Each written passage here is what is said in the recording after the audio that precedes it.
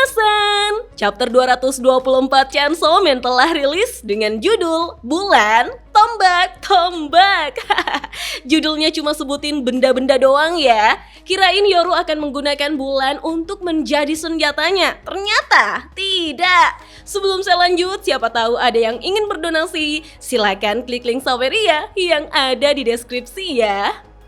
Diawali dari Yoru yang menunjuk langit dengan penuh emosi, berteriak bahwa dia akan mengubah bendera Amerika menjadi tombak dan klaim Amerika atas bulan menjadi sistem pelacak. Wah, ucapan Yoru di sini ngeri juga ya Minasan.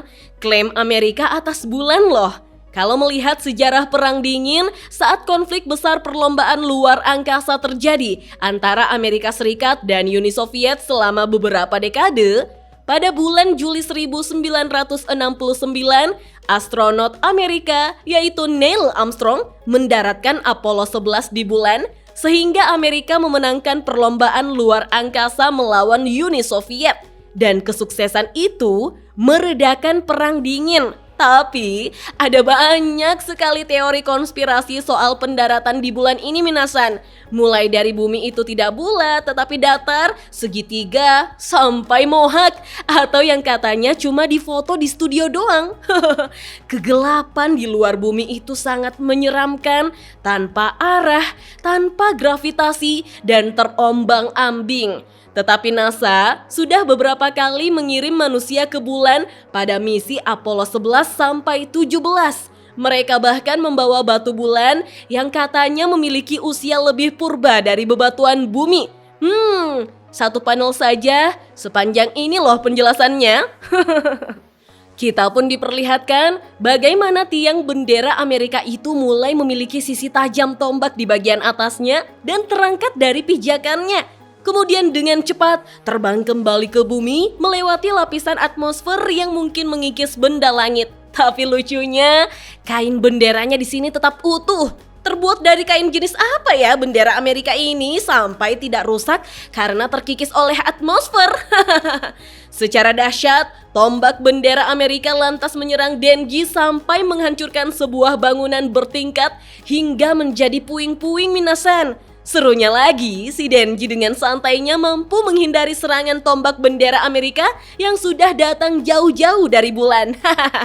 Tetapi tombak bendera Amerika ini terus mengejar Denji dan secara mengejutkan justru mengenai salah satu armor Denji yaitu Lion Devil. Hal itu membuat Yoru sangat terkejut melihat Devil itu menangis kesakitan sambil memanggil Lady Yoru.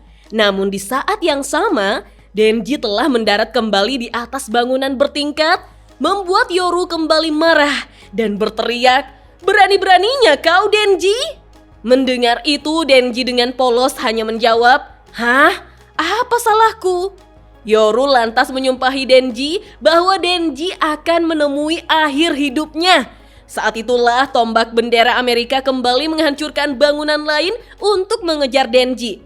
Aksi kejar-kejaran ini terus terjadi, di mana Denji terus berlari melewati bangunan bertingkat dan tombak bendera Amerika terus menghancurkan apapun yang dilewatinya.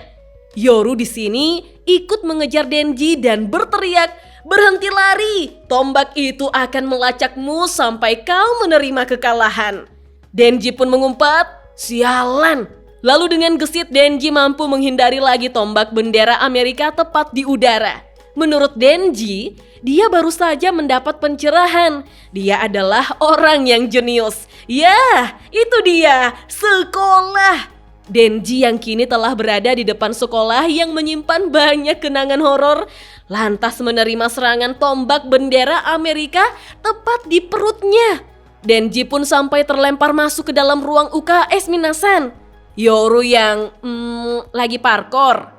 Dia memprovokasi Denji yang telah menggunakan teman-temannya sebagai perisai dan sekarang justru melarikan diri darinya.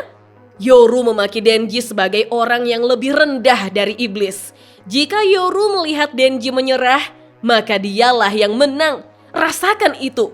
Ketika Yoru menyaksikan Denji yang tidak berdaya setelah terkena tombak bendera Amerika, Yoru sangat senang, pipinya merah merona, lalu dia mengatakan bahwa dia akan mengubah Denji menjadi senjata dan membuat manusia saling bermusuhan. Yoru akan menikmati dunianya yang sempurna ini. Wah wah wah, Yoru mengatakan itu tepat saat dia melewati orang-orang yang masih menderita setelah terkena senjata nuklirnya tapi tidak bisa mati. Mereka sekarat, berdarah, dan tidak bisa melakukan apapun. Benar-benar Yoru ini hanya memikirkan diri sendiri. Sempat-sempatnya bicara bangga soal pohon sawit, padahal orang-orang trauma dengan banjir bandang dan kayu gelondongan. Tiba-tiba, Yoru mendarat dengan cara tersungkur dan tidak bisa bergerak.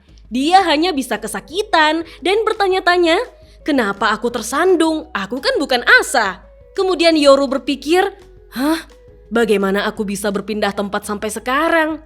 Namun di sisi lain, Denji justru tertawa terbahak-bahak, membuat Yoru kembali emosi padanya dan menanyakan, apa yang kau lakukan Denji? Bukannya menjawab, Denji hanya takjub pada kekuatan Pochita karena dia telah lupa nama dan wajah devil yang telah dimakannya sekarang. Tapi cewek yang memperlihatkan celana dalamnya pada Denji, saat Denji pura-pura mau bekerja sama dengannya, dia memberi Denji banyak sekali pion iblis. Waduh, gila si Denji, nama si ceweknya tidak penting dong. Yang diingat cuma celana dalamnya doang. Bener-bener ya, paling tidak ingat dong namanya, Shi-chan. Tapi wajar juga ya kalau Denji lupa. Wong Shi-chan sudah dihapuskan karena sudah ditelan sama Pochita. Kita pun diperlihatkan ada banyak rupa dari pion-pion yang ada di bawah mulut Denji, menjadikan devil-devil yang menjadi mini figur itu sebagai sandera Denji yang siap dimakannya setiap saat seperti cemilan. Apakah Shi-chan sengaja memperlihatkan celana dalamnya pada Denji sebagai cara untuk mengukir dirinya dalam ingatan Denji? Karena tahu dia akan dimakan minasan, mengingat dia langsung memberikan pion-pion ini sebagai persiapan. Tampaknya Death Devil telah merencanakan ini sejak awal. Yoru sangat terkejut dengan pion iblis itu. Tidak mungkin. Denji mulai menelan lagi salah satu pion iblis sambil mengatakan, entah apa yang kumakan, tapi karena aku butuh darahnya, aku akan terus makan. Denji mulai mengancam Yoru, kembalikan tubuh Asa atau aku akan menghancurkan duniamu yang sempurna. Saat Denji mengatakan itu, kita pun diperlihatkan bumi minasan, di mana kalau diperhatikan secara detail, Tatsuki Fujimoto Sensei menampilkan bagian benua Amerika. Apakah Denji yang mengatakan bahwa dia akan menghancurkan dunia Yoru yang sempurna? Itu berarti Denji akan menghancurkan Amerika? Yoru berteriak, hentikan! Wah, di sini ekspresi Yoru benar-benar aneh ya.